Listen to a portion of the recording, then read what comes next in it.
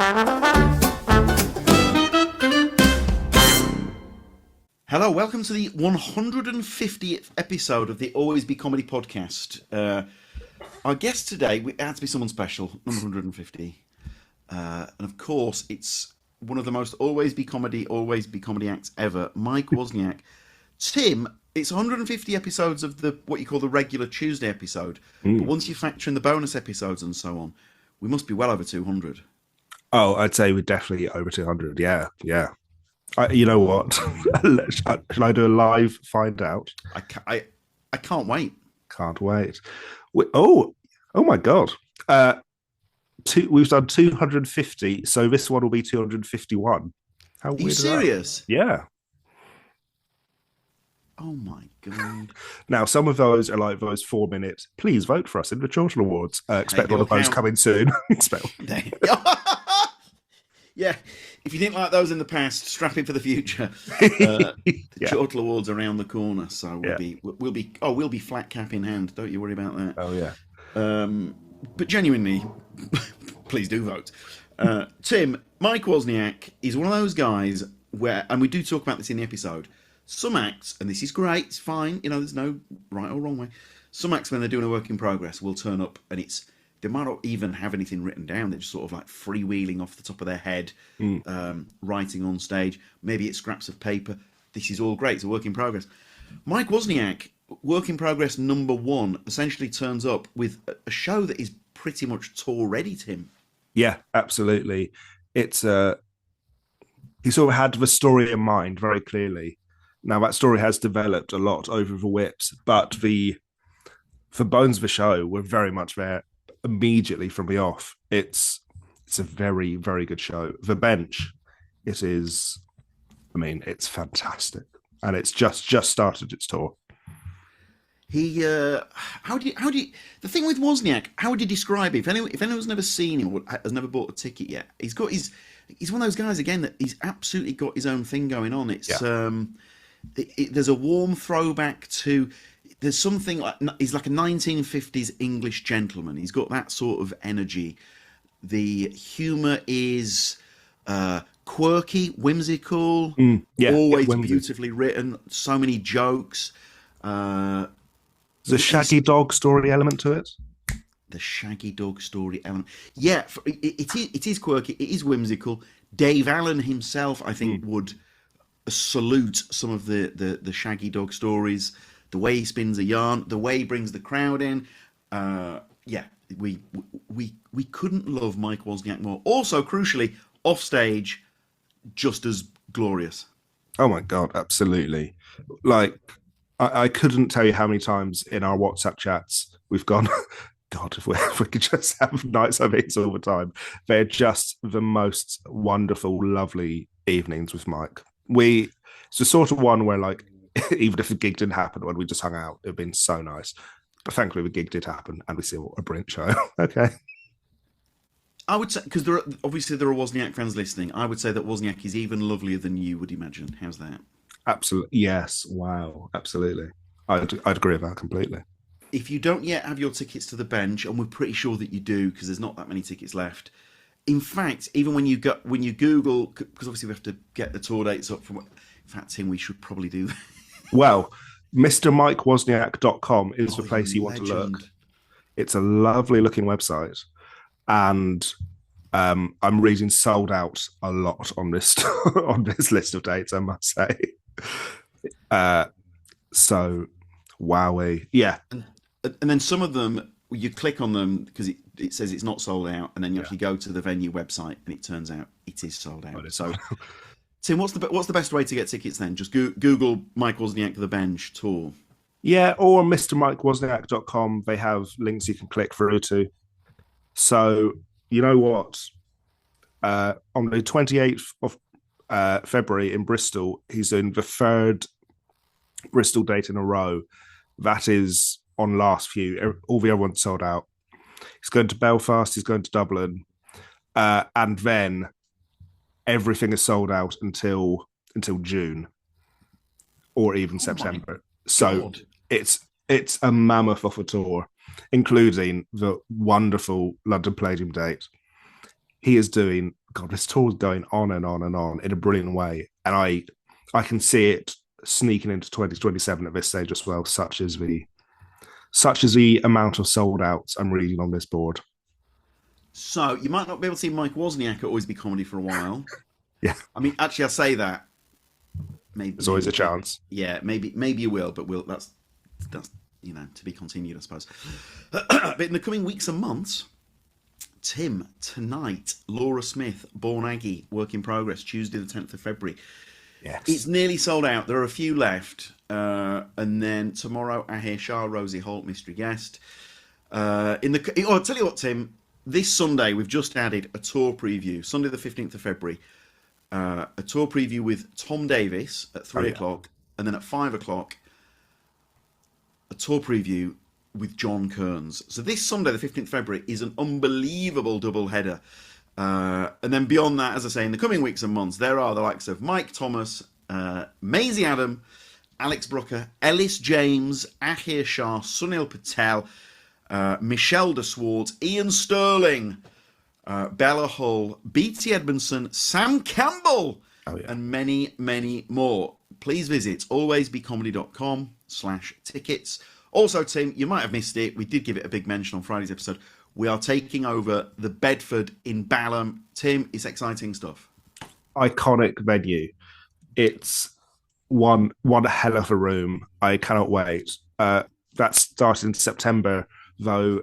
Keep your eyes peeled for some summer demo shows, if that's the phrase. Yeah, we'll be doing some summer specials. Yes. I cannot wait to get in there. Watch this space. Watch this space. We'll go with that. In the meantime, here he is, the people's champion, the great Mike Wozniak.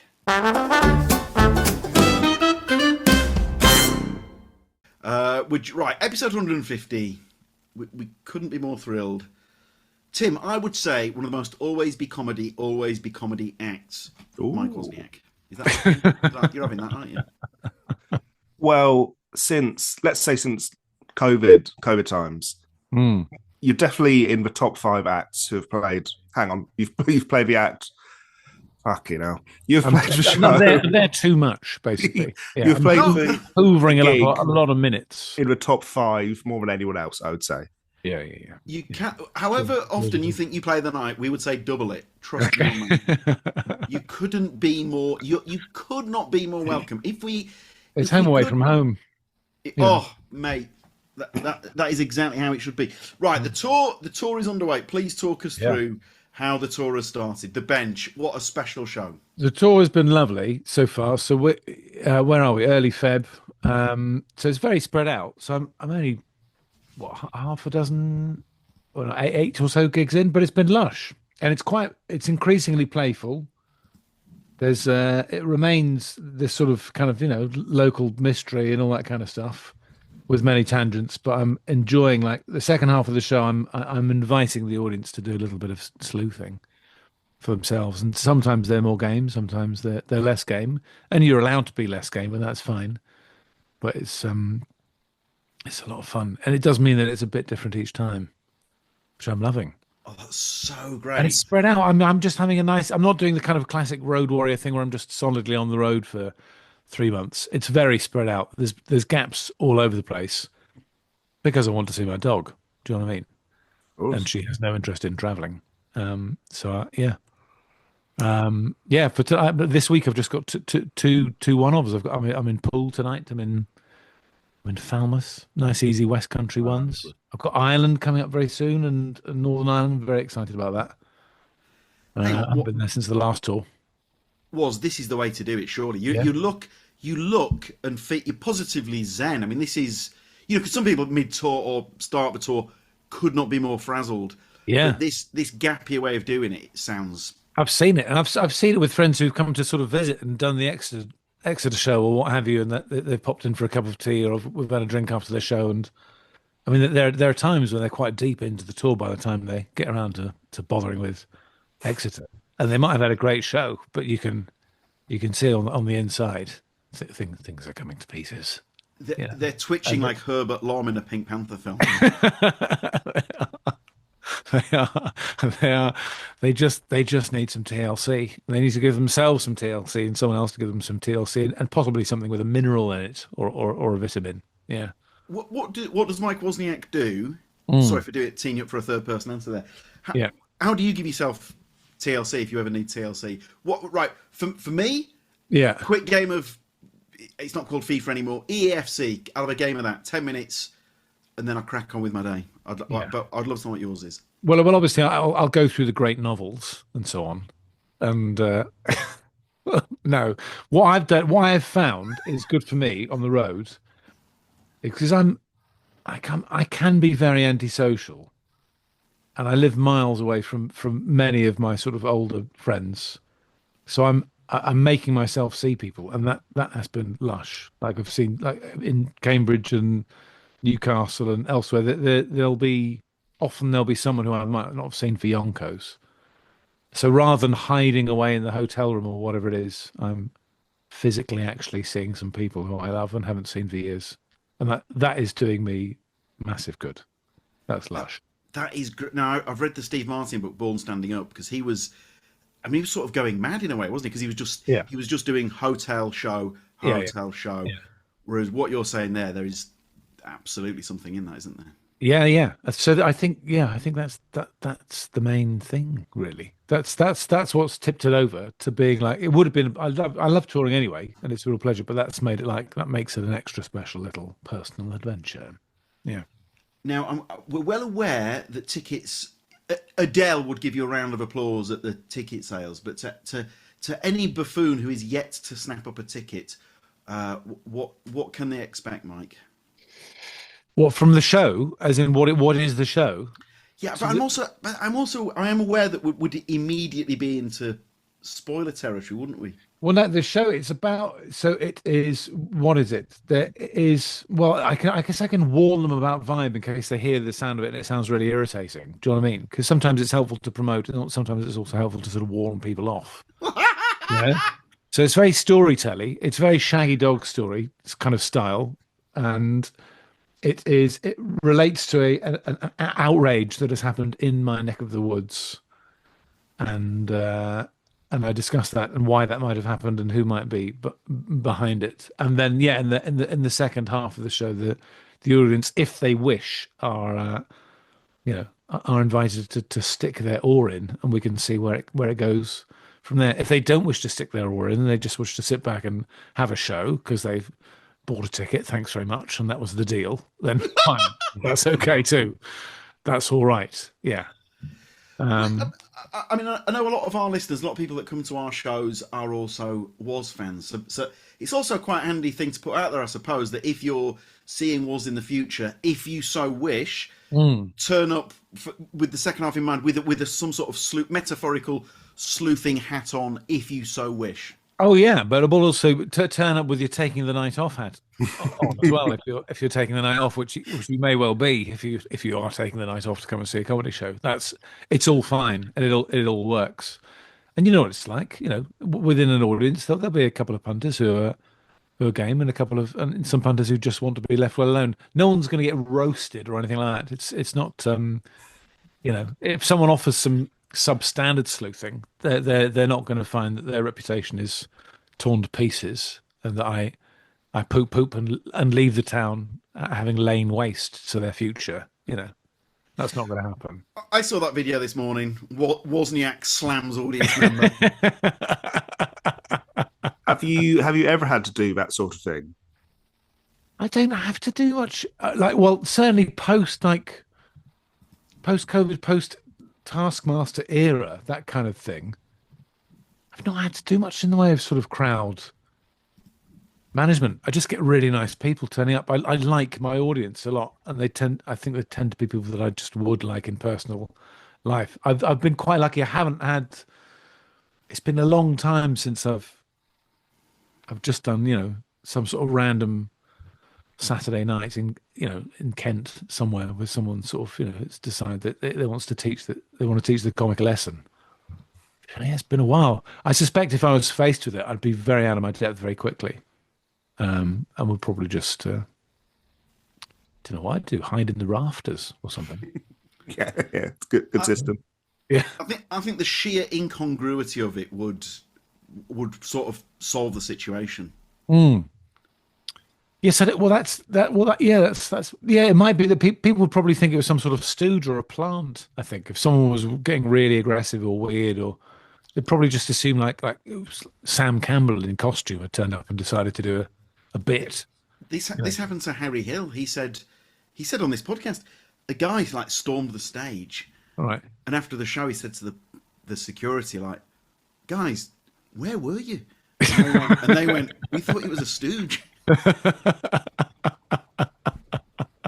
It was not. It was not a stooge. And here's a little tip, security guys. If there's a stooge, we let security know that there's a stooge, especially if it's a stage storming stooge, particularly if they're armed and so on, right? If they're incendiaries, we will let you know in advance. Yeah. God, that Wow. gun's realistic. Well, I mean, for Harry, that's particularly high risk for Harry Hill because, I mean, if you're someone with any degree of anarchy in your show, if anarchy is the vibe, your Harry Hills, your Sam Campbells, and so on, then I mean, who knows? Who knows? Maybe right. You're one of these people, Mike. When your very first whip, Tim and I have said this. It's essentially tour. It's essentially tour ready, right? And we've seen some guys, don't need to name names, pretty much the night before a tour, and it's to the listener rather than those watching. It's still this. Cherryade, what's that all about? So how early on do you come up with the concept? Because you had the concept for this one, and with Zeusa, Yeah. pretty much nailed down from the jump. Yeah, I think that comes from having a sense of sort of knowing quite early doors where I know I don't know either what it is or knowing where I want to start and where I want to end. Zeusa was years in the mulling. So Zeusa was a show I'd wanted to make for a long time. I hadn't written it, but I knew that I wanted to sort of tell that story, and hadn't quite worked out how to tell it. And then also didn't think that anyone would ever come to a show like that. And then was in a position where some people were interested, possibly, in coming to a little theatre and arts centre and hearing it. And that, I was like, oh, brilliant, fine, let's go, let's do this. And found a way in, and then we're away. And similarly with this one, I think because it helps if you're. I'd be interested to know what other. I keep meaning to ask people like Sarah Kendall and other storytelling types about this, because I find it helps a lot if you've got that. If there's a bit of an arc, if there's a bit of a story behind it, it's for me it's a much easier way in from the get go. So if you're doing a whip quite early on and there are gaps, or there's an idea, or there's bullet points, it can be framed in the middle as a bit of absent-minded waffle, and you can possibly have some bullet points and riff around it and maybe discover something and find something in the performance, but it might at least give the semblance that something is at least, if not written, then nearly written or half written. And yeah, I think that's what it is really. I think also because the stuff that I do is inherently so long-winded. Like, it's not stuff where it's one-liners or it's super super super crisp kind of 3-minute sort of observational routines or what have you. So I think it lends itself to just someone just standing up and just whittering, really, until slowly the whittering takes shape. That makes, because then you're turning up with a spine already, and then if things can take you off, great. But the spine is the spine, rather than because I think anyone can. I mean, anyone can draw out an anecdote for far too long. Do you know what I mean? We've all met someone who is telling an anecdote that should last 1.5 minutes that has been talking solidly for 45 minutes. We all know that person. It can be done. And so maybe it's sort of deploying a little bit of that as well as a sort of, I don't know, as a sort of very weak spine until eventually, after doing it for weeks and months and sometimes a couple of years, it's turned into something that you can take on the road. Mate, it is such a treat. Now, also, look, you say about you're in a position where you could tell the Zeusa story. Yeah. Obviously, the Taskmaster. Yeah. I mean, I think Tim would say, many would say, I won't make you blush. Let's just say we can safely say Mount Rushmore, one of the greatest to have ever done it, right? If that, by the way, if that was me holding it back a bit, what was I originally going to say? But then also Three Bean Salad. I mean, that is another fresh audience, if you like. I mean, what that's done is fantastic. That's joyous. Yeah, and we've probably got a bit of audience via Taskmaster for that, but we also got a lot. We cheated because Ben Partridge has been running this Beef and Dairy Network podcast for, I mean, more than a decade, I think now, and has like built up this glorious audience. And so we sort of poached them very quickly, those who are interested.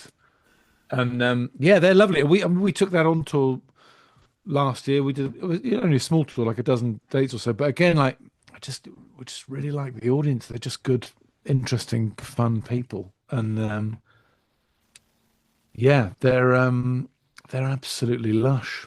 So there's a crossover, I think, with the audience that listens to that and the people who are up for coming out and are able to come out and see live stuff, and yeah, source of great joy. With Three Bean Salad, a few things boil my piss more than false modesty. I'll give you an example. I'm going to name a name. It's not very like me. Mm-hmm. Jason Bateman, who I used to love, on that Smartless podcast, says things like, "We're just three guys messing around," and you're like, "No, you are literally the Hollywood elite. Don't make out like you just." But Three Bean Salad. I mean, you could legitimately say it started off as three pals messing about, and that would be accurate. Yeah, I've talked about it. I don't know if I've talked about it with you before. The origins are like the three of us have written together for ages, and did live sketch stuff, and we've done quite a lot of radio stuff together. And it was always the case that whenever the three of us physically met up, I mean, there was a time when all of us were in London, and then I moved out, and Ben was still in London, but I'd come into London and we'd write. And if we were going to have a whole day writing session, it would inevitably start with, I mean, Henry would be late, and he'd be late with coffee and pastries, as is his way. He's always late, but he appears in a way that makes it very clear that he might not have had to be quite as late as he is. Yes. Because he has got himself a croissant, yeah. And then we'd be there all day, and we would we'd chat, we'd have a lovely time, but my God, we'd fight about, and we'd get to the point where like, we've got about half an hour left because one of us has got a train, usually me. And at that point, we'd be like, oh God, we're supposed to come up with some sketch ideas. And at that point, we might look back on our conversation and see, did we say anything that is turnable into and find that there might be some ideas, and then we go off and write them individually and edit each other's stuff and what have you. But most of it was just us having a very nice time talking complete crap, sitting around in, some kind of freelancer zone, like the National Theatre or the South Bank Centre or whatever it may be.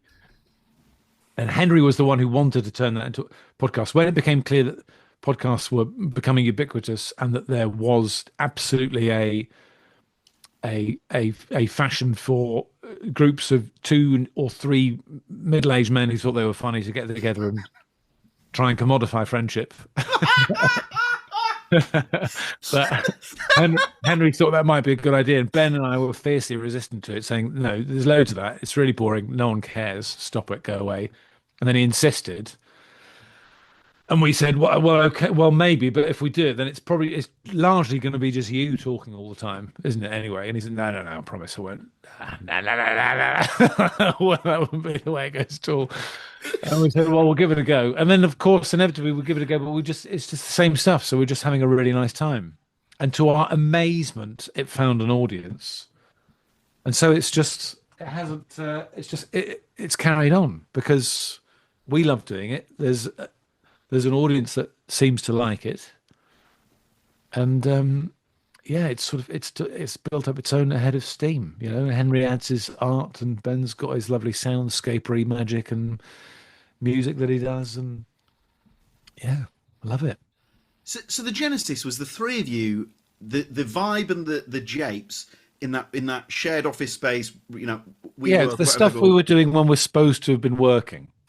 Those conversations, those are the conversations that are on Three Bean Salad. That's what we would we'd talk about normal stuff, of course, but it'd be very, very easy for us to go off in a sort of completely wild, bizarre riff just to make each other laugh. That's all we're doing. We're just sitting around trying to make each other laugh. So Henry's gone. We what we're doing now. Yeah, Turn this into a podcast. yeah. And we've said that's rubbish. That sounds right. That's such a bold, rubbish. brave thing to say. People are recording this. Oh, the arrogance is astonishing. It is absolutely astonishing. And I think Ben and I were sickened by that. Yeah, at the time, until he eventually wore us down. Yeah. You know what? This is so funny. We should put this out there because We're hilarious. Absolutely gross. Yeah, yeah. People want to hear it. But suffice to say, Henry was correct. Yeah, I'm very grateful they did that. And that smarts to this day. How? When did you realise with the pod? When did you realise? Oh, hang on a minute. This is becoming a thing. I don't know. I don't know that we've ever felt like this is becoming a thing because it's not like it's huge. It's not like it's kind of, we're not at kind of. No one's asking us to call it the rest is comedy. Do you know what I mean? No one's Lineker hasn't been on the blower at any point. So at no point have we thought that it is a thing. But it became aware after like maybe a series or two. I think it's the correspondence we were getting after a series or two. We were just aware that, we really like these emails that we get from people who listen. And a lot of them are quite a lot funnier than us. And there's some really interesting people who've got really weird jobs, sort of obscure academics or polar scientists or whatever it may be, or strange bits of expertise that they will tell us about, and bollock us about what we've got completely wrong. And we just realized, there's some sort of little tribe here. It's simpatico, and we just liked them and liked it. And that was maybe cemented after we'd done it for a while and we tried out a couple of live gigs, like London Podcast Festival and Mac. And I think that really sort of drove us to carry on and like just I don't know, bed in really. Well, Max, when I realised how big the pod was, because like someone had painted their front door to replicate a Henry painting. Yes, although that was that was quite usefully humbling actually, because that we arrived in Mac and we see there's a front door and the 3 bean salad logo, and there's a little bit of the things. Okay, we've taken over. This is it. Okay, we are the latest.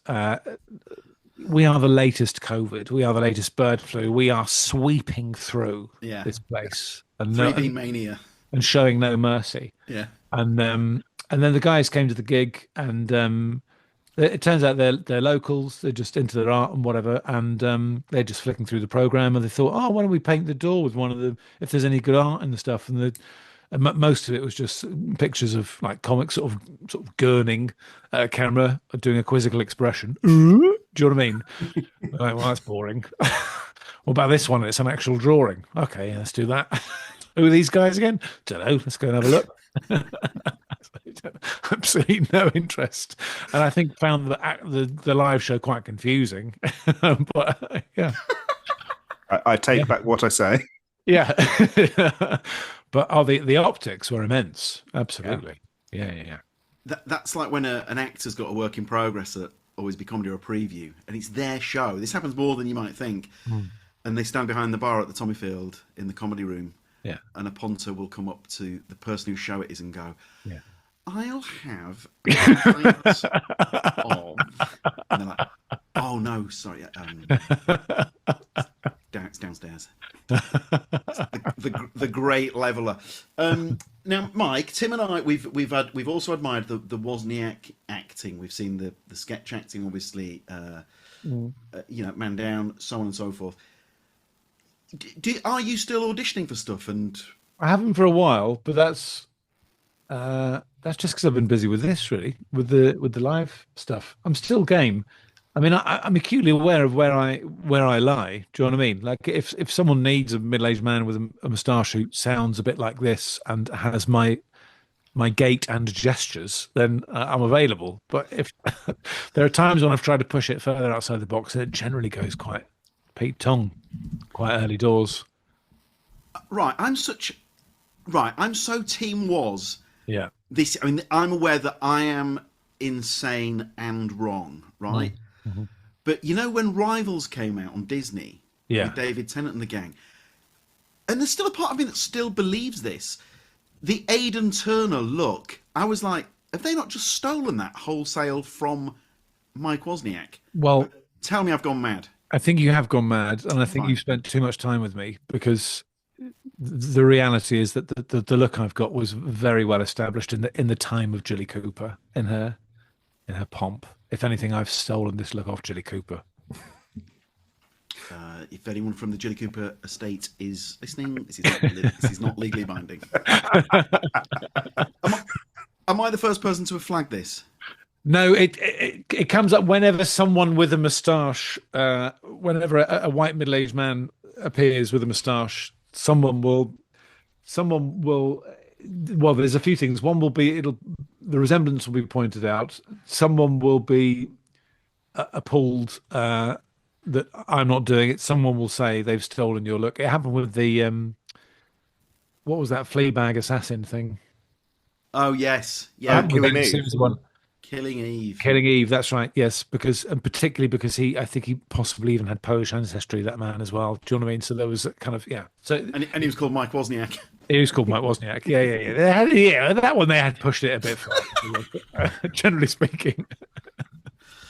Right. Okay. So it's all just coincidence, and people have had mustaches before. People have had moustaches before, and particularly in sort of 70s romps, they were two a penny. Do you know what I mean? And yeah, I would never claim ownership over this thing, but by any means, yeah, it just works for me, you know.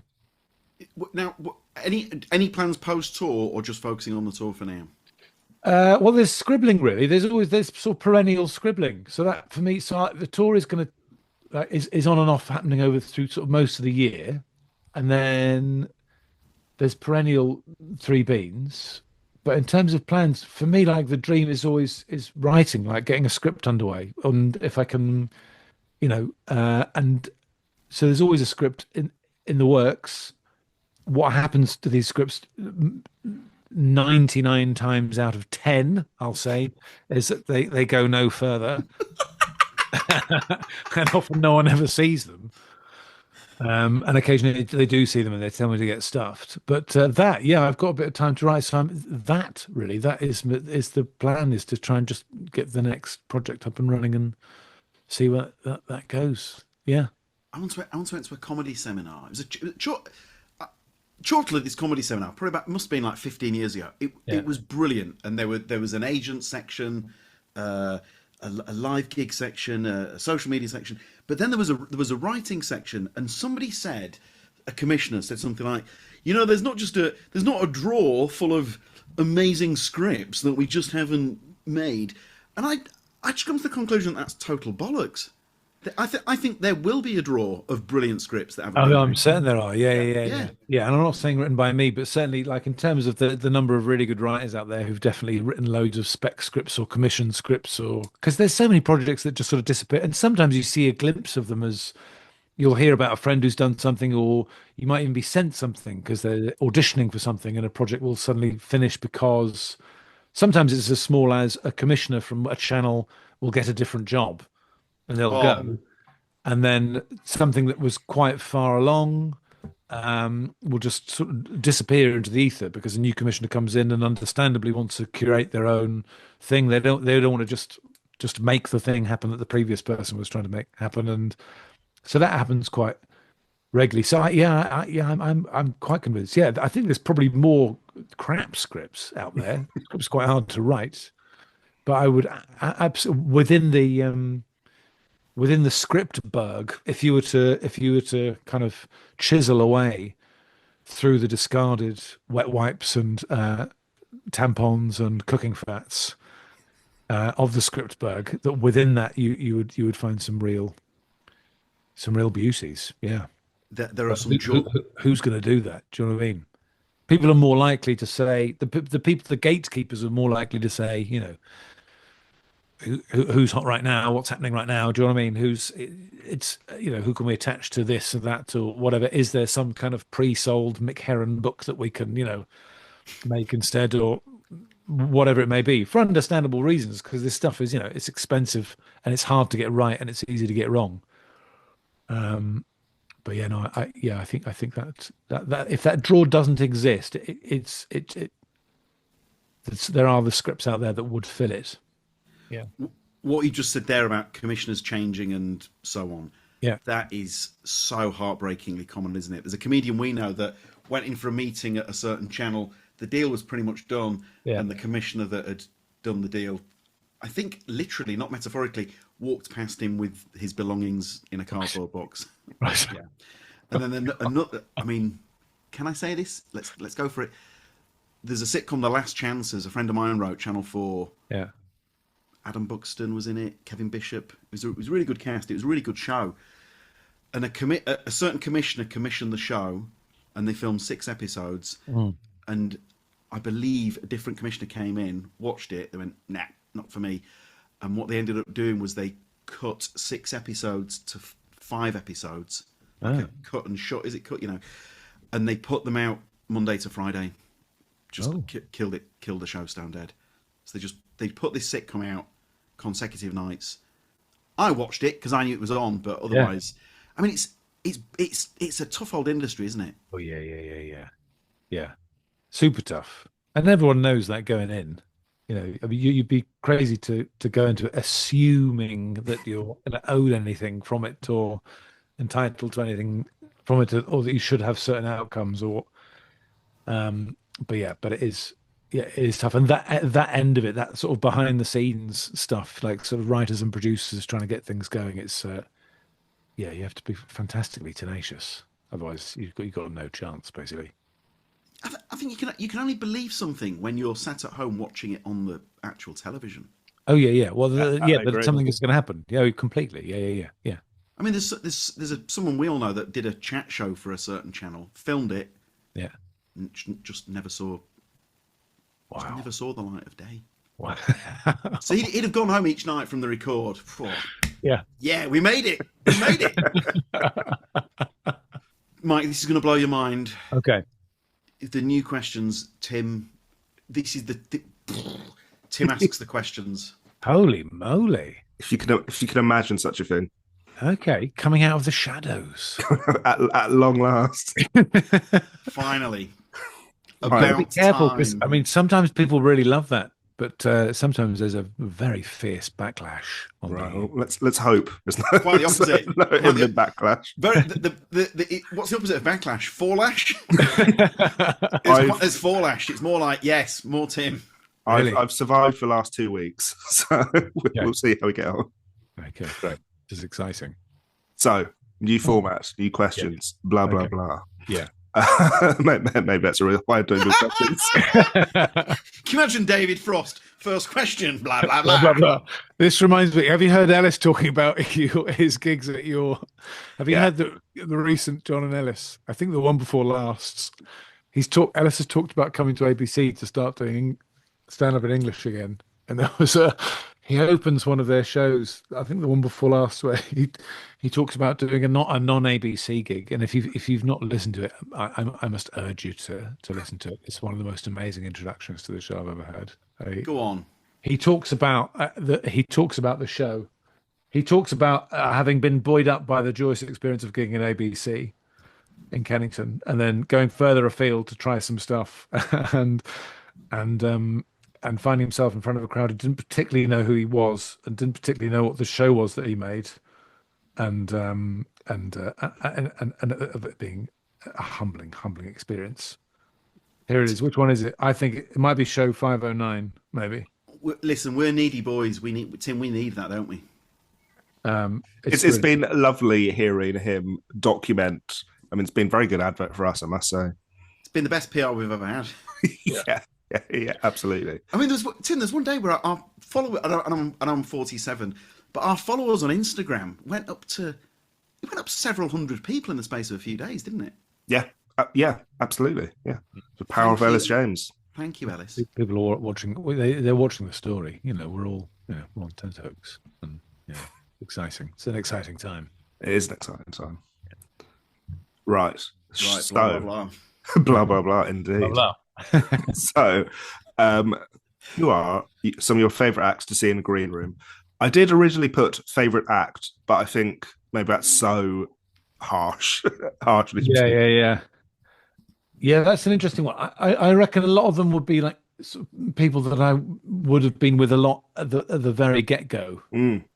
Like Ellis, for example, or Josh or Acaster and Nat Lertzmer, just people who are around a lot in the scene at the time, and Henry and Ben are among those. Danny Rigby. So yeah, Of course. I think though, yeah, those people who were there in those most terrifying first few years would be they'd be like list one, and then there's people that I've got to know later who are sort of newer discoveries in life. Like so, in the last few years, like if I say Celia AB's on a mixed spill, I'm thrilled because she just makes me just laugh like a train on and off stage. Yeah. So yeah, a couple of categories I'd say. Good I guy. think we do quite well generally. It's the green room of a mixed bill. I mean, it's very rare that it's problematic. Mm. You know what I mean? Like it's such a lovely scene. It's such a lovely crowd. There's very, very few people I've ever found that like are trying to sort of put a pube in the soup. Do you know what I mean? It's just not, and they're vanishingly rare. And I think in the past I would not have named any of them, but I can remember Okay.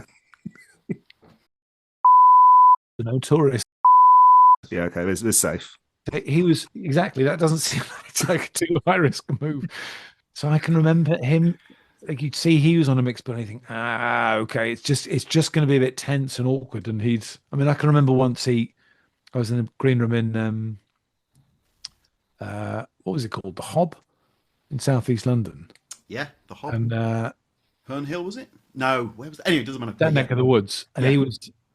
he discovered that I had a kind of medical background way back, and he sort of leant into me very, very close and said, "Don't you feel guilty about leaving?" And it was so obvious that he wanted me to say, "Oh no, I've made my choices and I did that," and he would then go on the attack about me wasting taxpayers' money. But actually, I do feel guilty, so I just said yes, and he then looked quite crestfallen. moved on to the next person to try and bully.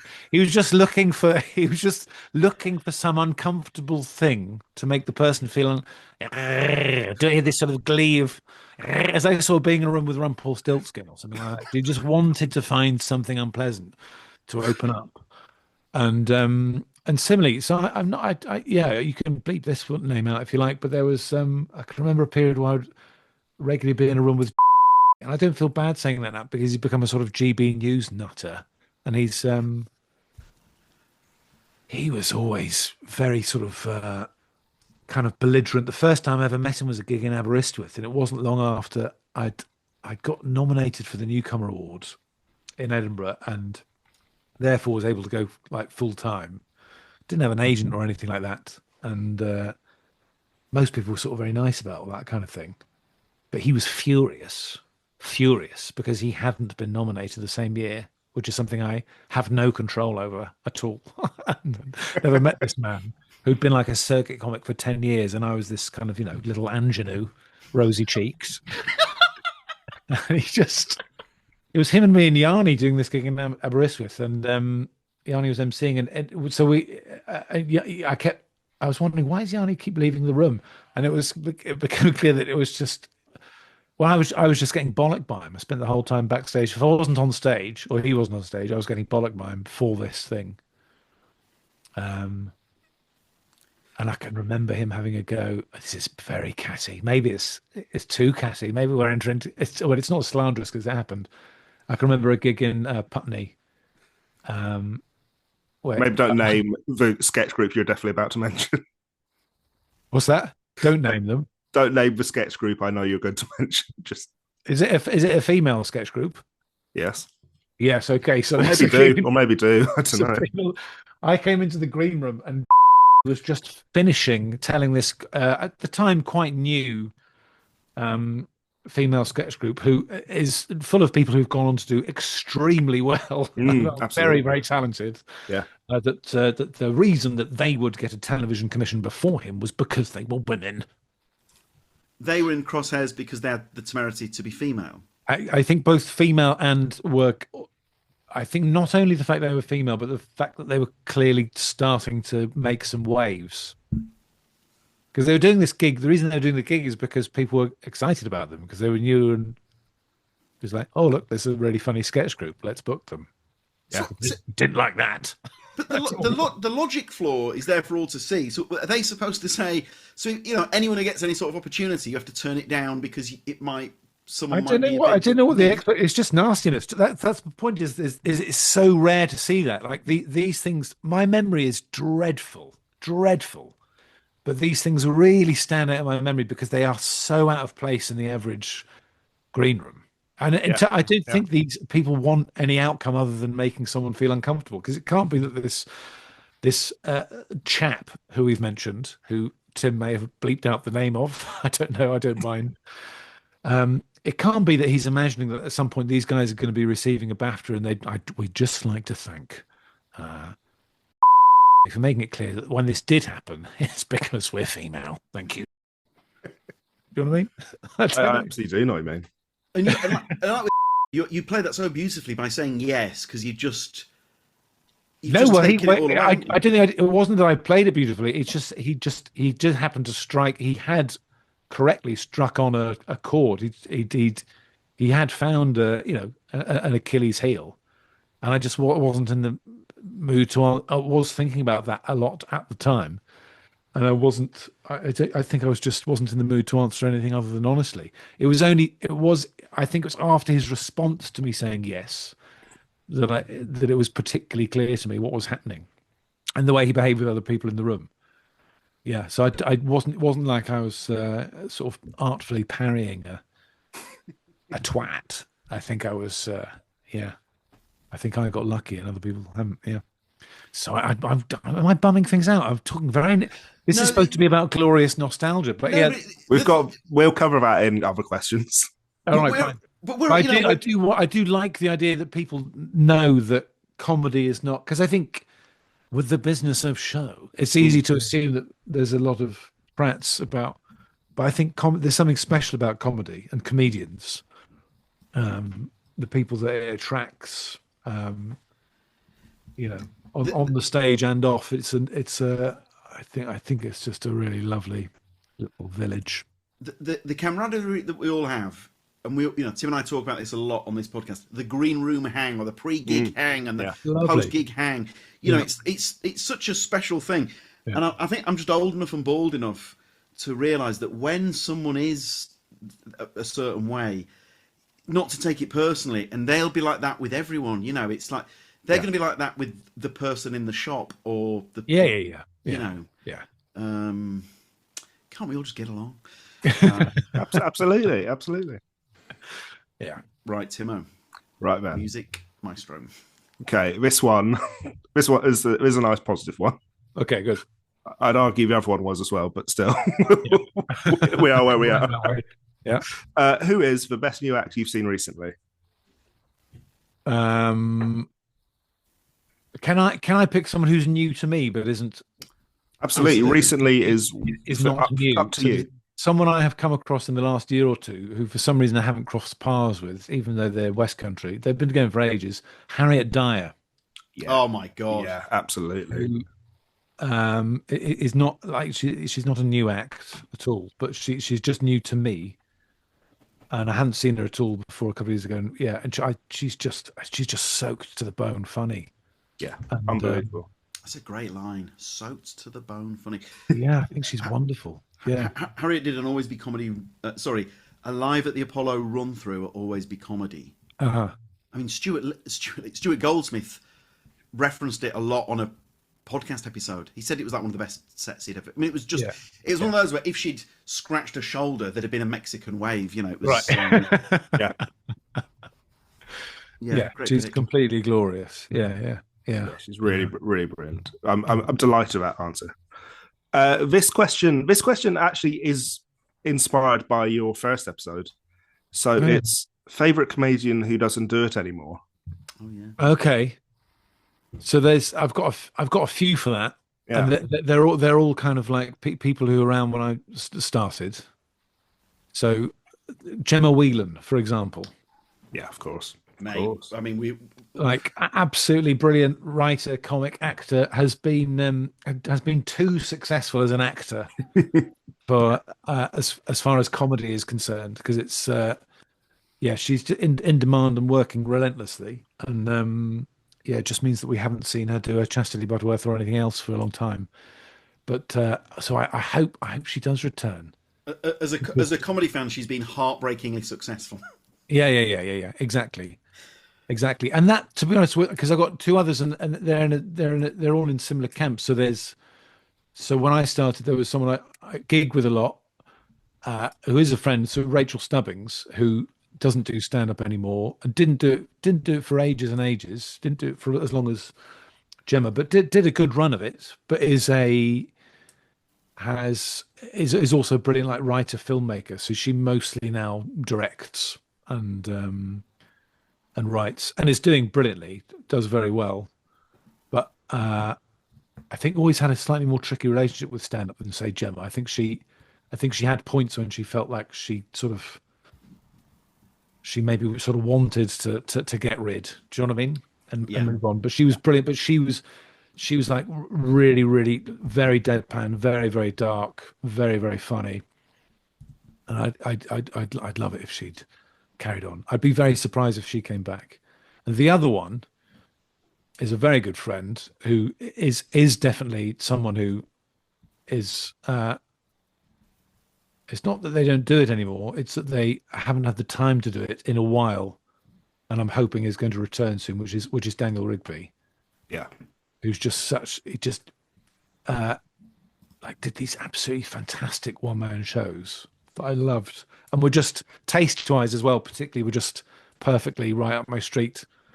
But again, is a brilliant writer. Like he's got these brilliant Isaac Steele novels that are the audiobooks on Audible that are they're sort of sci-fi detective world building and but comedy, very, very funny, very dark. So between writing novels and again similarly being just too in demand because he's annoyingly good at being an actor as well. Hasn't really had the time to do it. But I think of those three, I'll eat my hat if he isn't doing stand up again before too long. Really? Gemma, I could believe would be up for it if she only had the chance, but who knows? Right, let's Rachel, pretend I don't think we'll ever do it. Let's pretend that we're a bookmaker. Always be comedy book, always be gambling, right? Me and Tim, we're the bookmakers. Yeah. Let's do odds on each one returning. Wow. So what? So Stubbo, Yeah. you think 100 to 1? Oh, I mean, I think you could go even bolder and brassier than 100 to 1. Do you know what I mean? I don't know what would persuade Stubbo. I don't think she has the desire or the need. Do you know what I mean? I think. Am I right in saying that, like the Boosh lads, Noel Fielding loved stand up. Barrett never quite loved it. Really, I don't know because I've seen him do stand up once or twice, and he was brilliant. I saw him when I was a student. I saw both when I was a student. That's amazing. I thought he was great. Yeah. Okay, Stubbo 1,000,000 to 1. Yeah. Daniel Rigby. You think bookmakers not even taking bets? It's that definite. I wouldn't go definite because this is the thing. Because I would say about every year I think great. This is the year. Hopefully there's going to be time, but then someone will come along and say, Danny, we need you to excel in a play or television series. Yeah, we need a BAFTA-winning superstar. Very well. So, and also things like writing a novel does take quite a lot of time. So So I'm yeah, you're going to get really, really bad odds from the bookie on that. It's not going to be worth, even if they're putting it out there, it's not going to be worth putting money down because the returns are going to be minimal. You're going to get 10p out of your fiver. Yeah. Okay, that's good. That's good. I We've mean, got that's brilliant news. Yeah, We've got that. close with old riggers, but Yeah. something must have come in. Okay, we'll try again with Rigby. Such a Yeah. lovely bloke as well. Yeah. Now, Gemma Whelan, you and I, one of the first times we ever met was at a gig in Brixton. Yeah. Whelan, Wozniak on the same bill. What a treat! I think that was Harry Hill on that night. May have been, yes. But Whelan, I mostly remember Whelan, really. Whelan just stole the and show. both of you. I mean, both of you absolutely roofed it. So we are we're bounded with our friendship of Whelan. You know her a lot better than I do, but I used to gig with her a lot. Yeah. Chastity Butterworth, just sensational. But when I saw how brilliant she was in Game of Thrones, my heart, the stand-up fan in me sank because I thought she's not. Now that she's excelling in the biggest TV show on the planet, it's not looking great to get her back down to the Tommy Field. So is this just because she's one of the most in-demand actors working today? I reckon, yeah. She's a busy woman, like personally and professionally. She's busy. 10 to 1?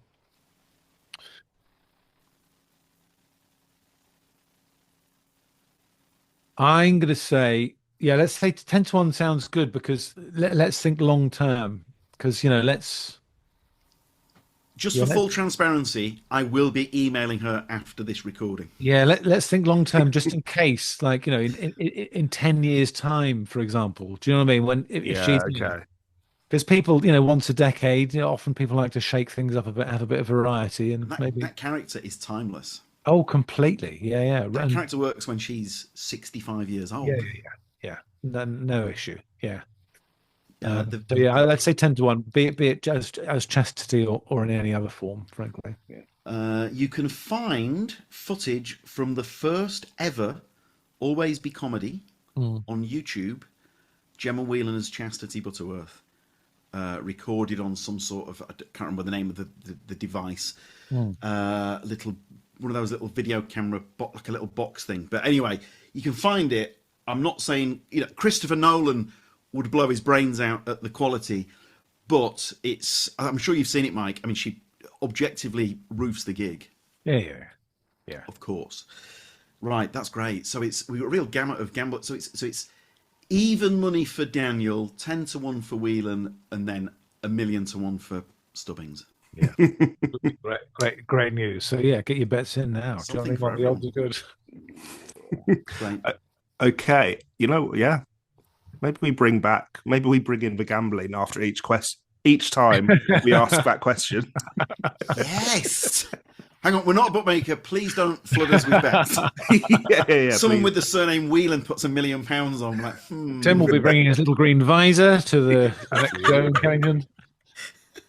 Cash on, please. So, what is a joke or a bit you've retired that you secretly miss?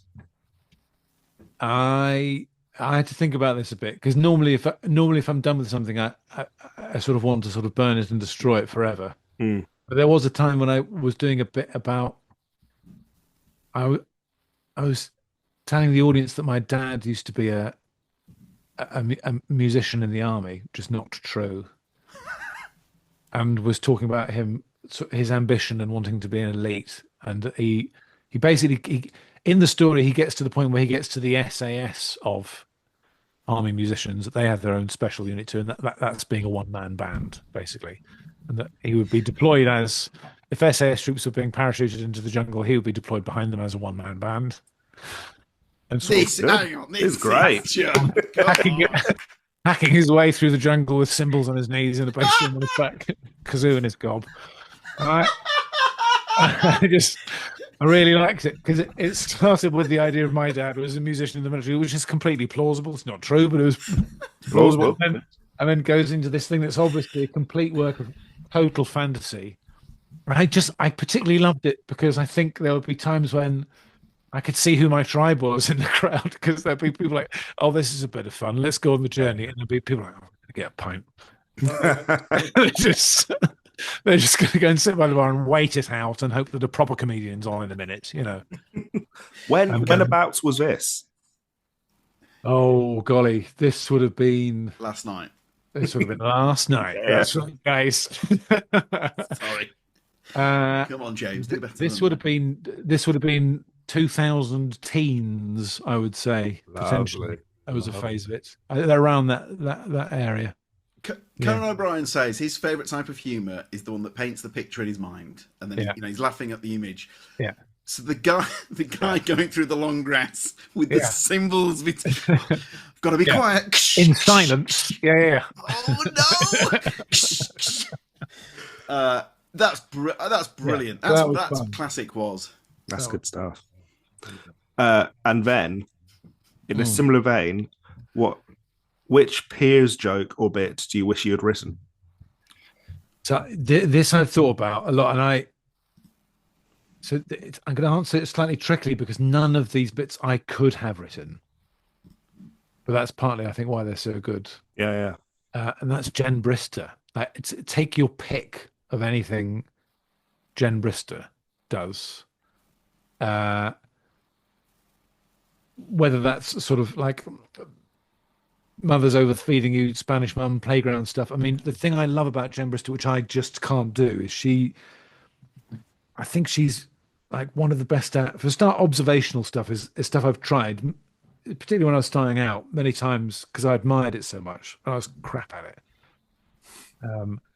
But she'll take something that's observational and or sometimes personal, but you get into the idea so quickly. You're there. There's no kind of waffly, big kind of like 18-minute shaggy dog story like I might do before the audience finally knows what's happening. She's got you there immediately, and then she'll set you up with something and she'll take you on a completely different direction. There'll be a brilliant punchline. Sometimes there's an impression or a sort of machine gun speech or an act out or whatever, and then they're just beautiful bits of comedy. And she can do annoyingly, she can also do long form very well as well. I don't feel that's particularly fair. Do you know what I mean? Because I think if you can do short form stuff that well, you should like leave something for the rest of us, please. But she is someone I think about a lot if I'm writing, and particularly if I've written something that's, say, is a lot, long and woolly, and it's lasting 5 minutes or it's 10 minutes, and I think, okay, I'm enjoying doing this, and I'm going to nice crowds, and it's fine. But really, this does need to be like, this would be better if I've trimmed a bit of fat off this. She's someone I think about a lot, and her approach, and she makes it. She's also one of those people where I think because her shtick on stage, like she's so kind of calm. She glides. She's not a sort of frantic comic. She's not doing a Lee Evans on stage. There's nothing wrong with that. It's artful in itself, right? But it makes you're not seeing any of the paddling that's gone on under the surface of the water with the writing and like the skill and talent that takes. I think she's one of those people that a lot of people think, oh, she makes it. Oh, maybe I'll give that a go. That looks really easy. Do you know what I mean? She just walked in and just says a thing that her mum said. Didn't she? No. That's a brilliant answer. Great answer. So I think about Jen a lot and her stuff. Yeah. I think Jen will be chuffed to hear that as well. Yeah, she will be. Yeah. One of the very best. Oh, you know what, Tim? Talk about great hangs on and off stage. We've said that before about Jen. Oh man, yeah. Yes. One of those where we're gutted the tour started to mean she won't be like doing previews. When the tour starts, you Brister, same there. Yeah. But, your ship sailing off us crying at the harbour. Okay, so what is the strangest way you've made money to supplement comedy? See, that's a tricky one for me because I know some people have had some very, very peculiar, deranged and even deviant ways of doing it, but I was one of the lucky ones. You see, some spoilt brat, son of privilege, and when I started like properly with stand up was working as a junior doctor. Do you know what I mean? So the conflict I had was more about time, like between being on call and doing gigs, and then the other conflict would then be about you know am I leaving behind the blessed NHS, the good ship NHS, and all its struggles, like a rat from a sinking ship. So those are the struggles. Uh, I wasn't like a lot of comics, having to, for example, sort of do fetishistic uh, sex lines, when I got in from the gig. Do you know what I mean? Or Yeah, whatever, yeah. whatever it might be. Do you know what I mean? A series of like four different jobs, like, perhaps teaching and being a teaching assistant in the morning somewhere, and then, sort of waiting tables somewhere in the afternoon, and then, you know, a bit of light gun running in the evening, whatever it may be. Do you know what I mean? I mean, Jacob Hawley said with the fetishistic stuff, Mm. that he'd made more from selling the trainers and the socks from the TV appearance than he made from the actual TV appearance. Oh, yeah. I mean, fair play. Yeah, Absolutely, yeah, absolutely yeah. fair play. Yeah. What was it like, Mike? How was it juggling the being a junior doctor with the stand up? For example, I was a journalist. I worked at Shorts Yeah. magazine, Right. and my main struggle was just being knackered because I was doing a full day of Yeah, work, totally. Yeah, sitting on a train yeah, to a wine bar in the middle of Hampshire for no money, yeah, yeah. getting home at God knows what, and then getting up early again to. So for me, it was more just the sheer tiredness, like bone tired. But Yeah, I don't know, but I'm glad that I was doing that when I was in my 20s. Do you know what I mean? So it just had to be done. Do you know what I mean? So I think, yeah, I think it was just because if I wanted it to happen, then it had to yeah, happen. So it's kind of that's right.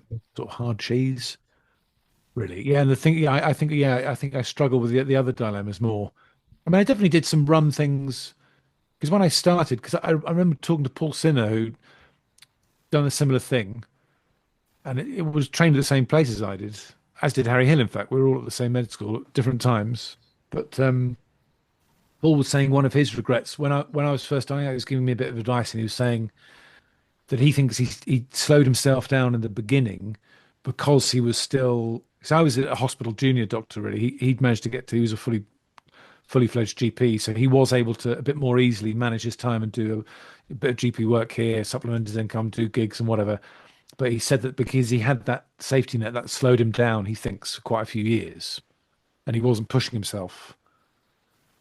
And I kind of took that to heart. And when I stopped very abruptly. I sort of burnt the ships, which meant being immediately like into quite a sort of precarious financial situation. So I definitely did some stuff to supplement the comedy, but after I'd kind of gone full time. Right? I did a couple of ads, for example. I'd have loved to have never done an ad, but I did a couple of ads. Like I did a one for Virgin Atlantic that was gross.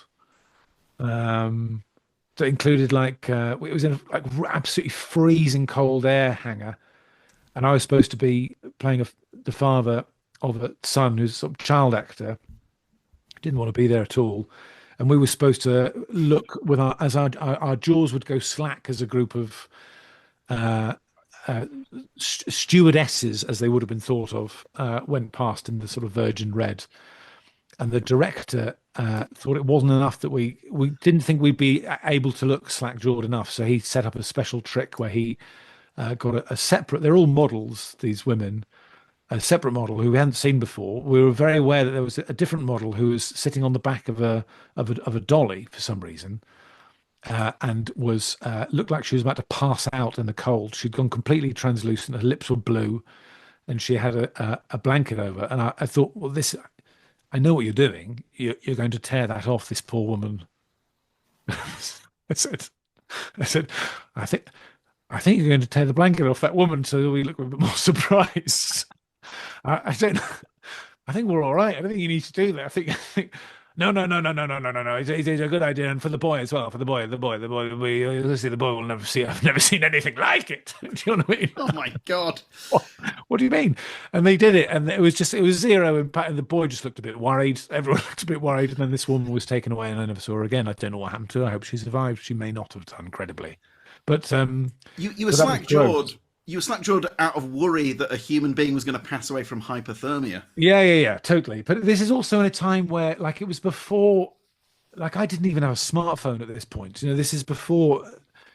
This is in a different time. So I thought, okay, no one I know watches the telly because they're at work or they're out. So no one's going to see this. Facebook was about, but that's it. No one's going to post it on Facebook. But then Eric Lampaert, who was around on the scene at the same time as me, was also in the advert. And he was so overjoyed that he'd done this advert. He was posting relentlessly about No, this advert. And Mike was in it as well. And this guy was in it. And this person was in it. I was like, I don't know. I want to keep my shame a secret. So I've done, yeah. I did a chewing gum commercial for a Danish, I think it was a Danish chewing gum company, and that was a weird experience. That was who else? That, yeah, again, like that had like Mark Heap and Joan Neary in it as well. And again, that was just like skint needs some money, you know, fast, and refusing to go back and locum in A&E or whatever instead. And I remember that whoever had written it had written it was a really good sketch. I was like, okay, well, it's going in a different country, and it's a really good sketch. Apart from the sketch was steadily ruined by the guy who directed it was a guy called Rocky Morton, who became infamous for directing with his wife at the time the Super Mario Brothers film in the early 90s, maybe. the Bob Hoskins The one. one that Bob Hoskins was openly like, this was a dreadful project, and it's that man's fault. You know, if you read interviews at the time. And this guy, he didn't like me at all. I'm being very indiscreet and catty, aren't I, today? And so he thought I was absolute rubbish, and he clearly didn't like the sketch, and he kept changing elements of the sketch until it became something that just didn't work. And he thought I was useless, to the point where on a close-up he even sort of ripped the surgical gloves off my hands to, like, you know, after the sort of 74th take, to do whatever it was that I was supposed to do himself in front of the camera. And that was a very uncomfortable day's work indeed. And Yeah. this was for chewing gum, but it only went out in Denmark. That was my understanding, yes, and I've never seen that.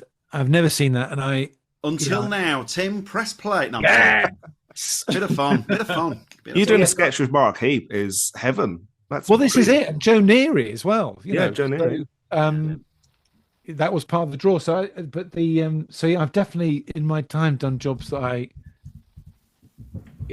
not denigrating people who do adverts necessarily, because it's, you know, like if you do a job for Channel 4 that's paid for with adverts, do you know what I mean? But I think if you're the type of performer who's doing stuff like as you, it feels preferable to, if you don't want to not do that stuff. Do you know what I mean? So you don't, you know, it feels nice, more comfortable to be able to be separate from that kind of thing. So these are things I never wanted to do, but found myself doing purely just to try and just stay in the game until, you know, it became survivable, really. You don't need me to tell you this, but that is entirely understandable. You know, there's the old. I think Bill Hicks said something like he would look, if an actor was struggling for work, he would look the other way if they did an advert or something like that. Yeah. But I mean, it's not like you were a trillionaire and doing adverts. I mean, I think to do that, to pay the bills, that there's honor in that, Mike.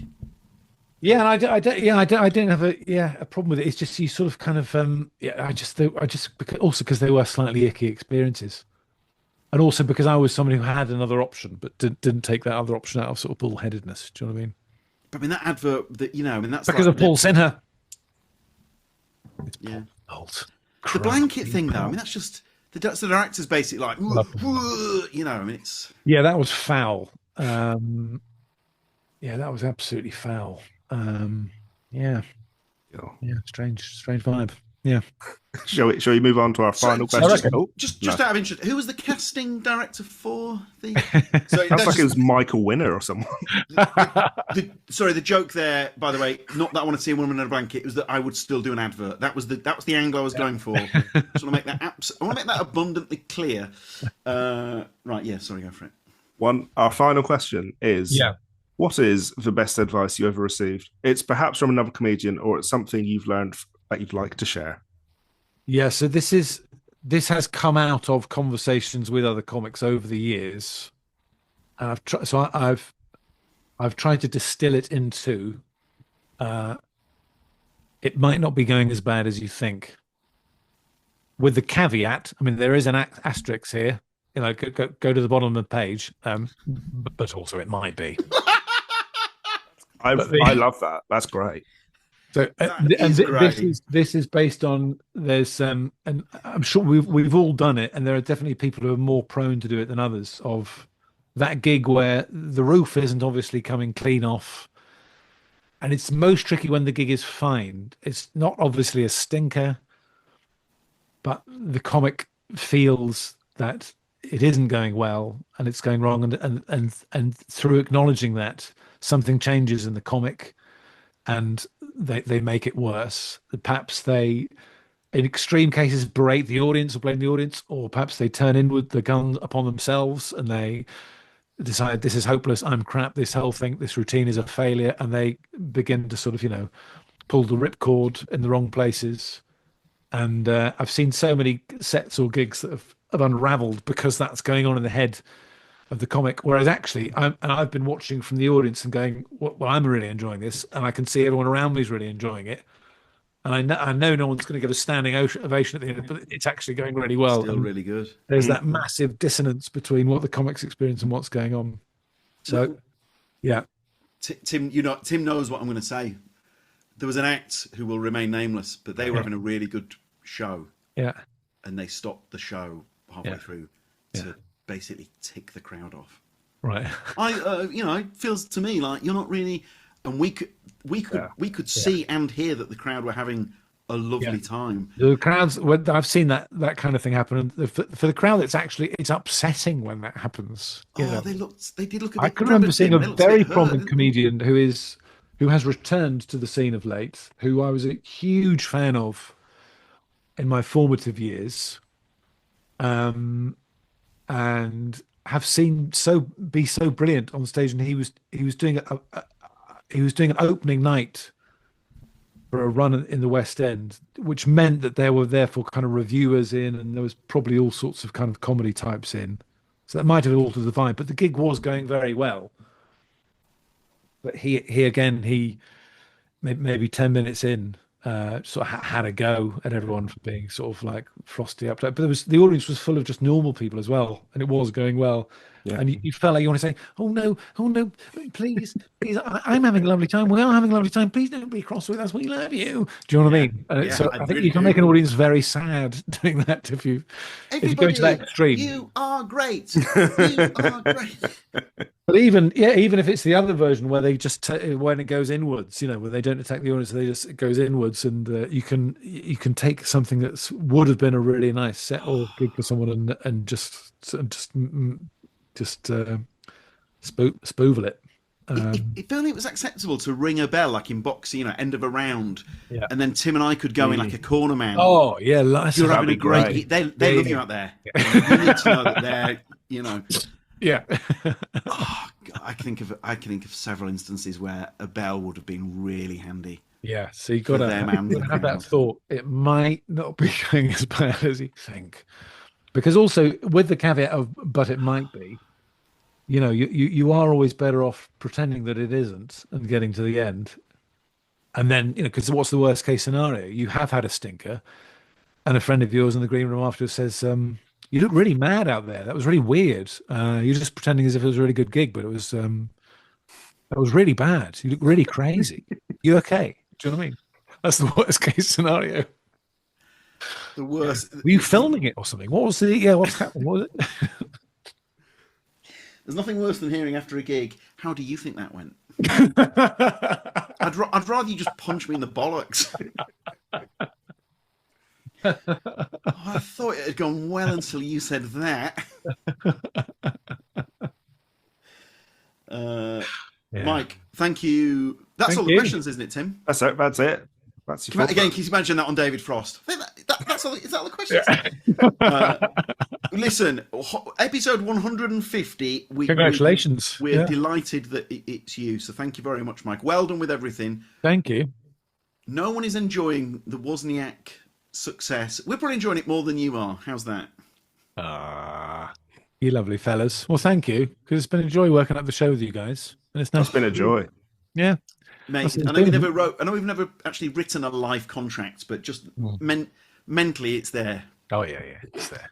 Yeah. Always very grateful. The bench is on tour now, and there's a big old Palladium show towards the end of the year. There is, yeah. There's an autumn leg for which there are still tickets, and then this one in the summer one. There's still, I think there's a few for Belfast and Dublin going about if people fancy it. But have a look. It's all on the old website. There's a few Mike Wozniak websites. One used to be, I think, a private eye in Missouri. I don't know if he's still going, but outstanding. That was certainly, he was certainly there when I first got a website. You and Simon Wozniak not related? Steve Wozniak, sorry, of Apple. No, hang on. There's another comedy person called Wozniak, isn't there? Simon Wozniak is a comedian. Oh right, yeah. No, north, yeah. Not yes, you're right. No, not that I know of. It's a very common name, Wozniak. Is it? Yeah, it's like Carter. It's a bit like that, but it's they're two a penny among the diaspora. Yeah. You know what? Thank you. I've always wanted to know that. Yeah. Mike, thanks very much. Thanks for always being such a mensch. Check out the bench from the mensch. Google Mike Wozniak, the bench. Yeah. Mate, I tell you what, I know I'm pushing my luck. I'm doing the Columbo one more thing. Yeah. I know you also love comedy and showbiz and so on. The Palladium. That's. I'm very excited. That's a proper bucket list one for me. Yeah.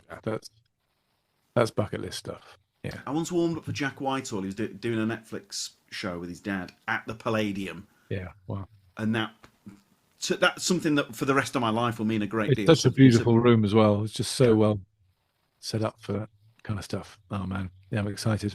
God bless you. Cheers, Mike. Cheers. Thanks, Mike. Cheerio. Too good. Thanks a lot, Mike. Huge and heartfelt thanks to the great Mike Wozniak. Tim, what was interesting, our favourite new question about ways of supplementing income is that at first Mike goes, no, I don't really have anything. But then, with just the gentlest of, not even digging, prodding, it turns out there were two brilliant advert stories. Yeah, oh my God, the advert stories. Yeah, so great. Adverts, I think adverts are going to start coming up more and more. And I mean, Mike Wozniak, he's got a real face for adverts, and I hope he takes that in the compliment it's intended to be.